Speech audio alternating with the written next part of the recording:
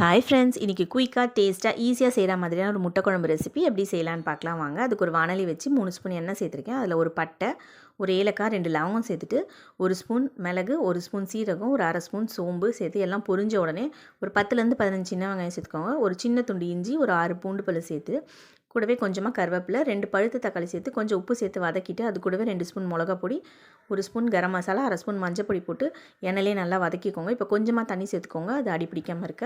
இப்போ அரை கப் துருவன தேங்காயும் சேர்த்து அது 2 நிமிஷம் வதக்கிட்டு மசாலாவை நல்லா ஆற வச்சு மிக்சியில் பேஸ்ட்டாக அரைச்சிக்கோங்க. இப்போ அதே வானலில் ஒரு 3 ஸ்பூன் எண்ணெய் சேர்த்து, ஒரு ஸ்பூன் கடுகு, ஒரு ஸ்பூன் சீரகம், கூடவே கொஞ்சம் கருவேப்பிலை, ஒரு பச்சை மிளகா சேர்த்துட்டு, ஒரு பெரிய வெங்காயம் கட் பண்ணி சேர்த்துருக்கேன். கொஞ்சம் உப்பு சேர்த்து நல்லா வதங்கினோடனே நம்ம அரைச்ச பேஸ்ட்டும் சேர்த்து குழம்புக்கு தேவையான தண்ணி சேர்த்து நல்லா கொதித்த உடனே வேக வச்ச முட்டையை 4 பக்கம் கீறி குழம்புல சேர்த்துக்கோங்க. இந்த குழம்பு ஒரு 5 நிமிஷம் கொதிக்க வச்சு கொத்தமல்லி தூவி இறக்குனீங்கன்னா சூப்பரான ஒரு முட்டை குழம்பு ரெடி ஆகிடும். இது இட்லி, தோசை, சப்பாத்தி, பூரி, சாதத்துக்கெல்லாமே சூப்பராக இருக்கும். கண்டிப்பாக ட்ரை பண்ணி பாருங்கள் ஃப்ரெண்ட்ஸ். இந்த வீடியோ பிடிச்சிருந்தா லைக் பண்ணி